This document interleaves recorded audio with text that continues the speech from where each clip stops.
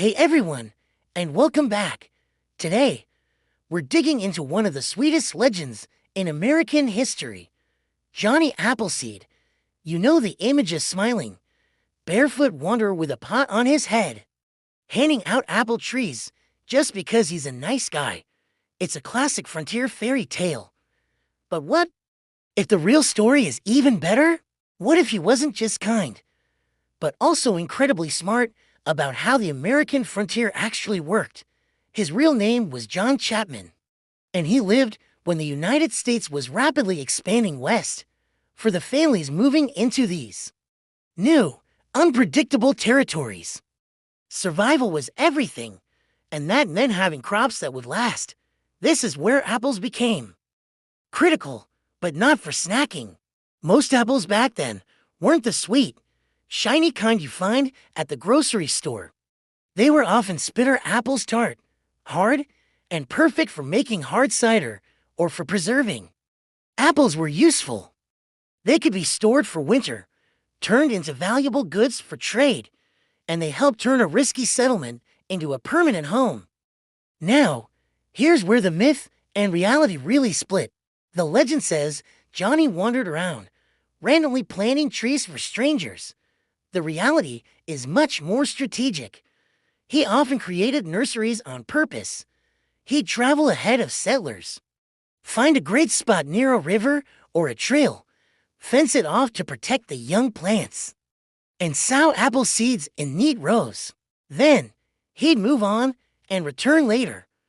By the time settlers arrived, his seedlings were suddenly incredibly valuable, because now he had customers. So instead of just tossing seeds like confetti, picture him building supply stations for the future. He was thinking 2 steps ahead of the frontier. And yes, there was an economic angle to this. He sometimes sold his seedlings. Other times, he'd let settlers pay him back later. He even made land arrangements that benefited him financially.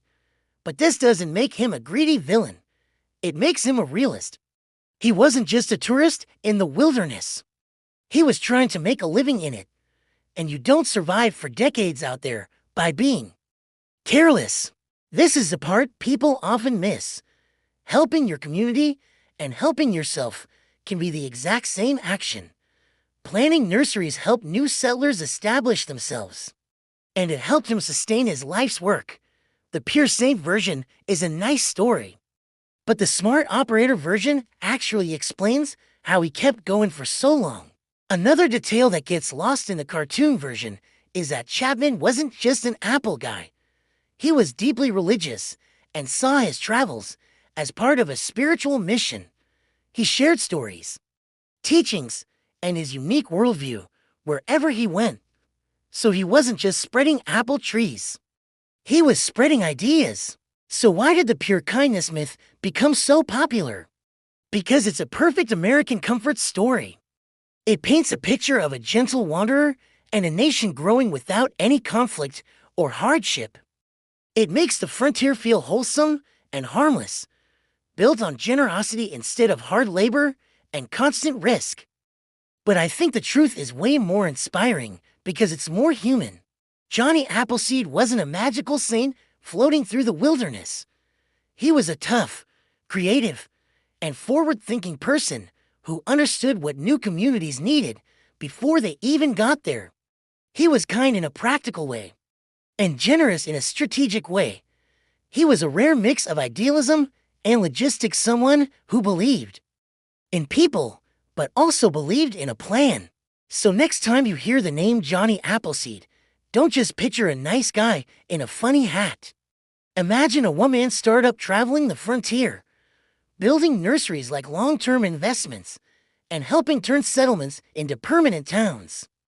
The cutest hero in American history wasn't just a charity story, he was also a brilliant business mind who saw the future coming and planted it on purpose. Thanks so much for watching, and if you like this story, be sure to hit that subscribe button for more. See you next time.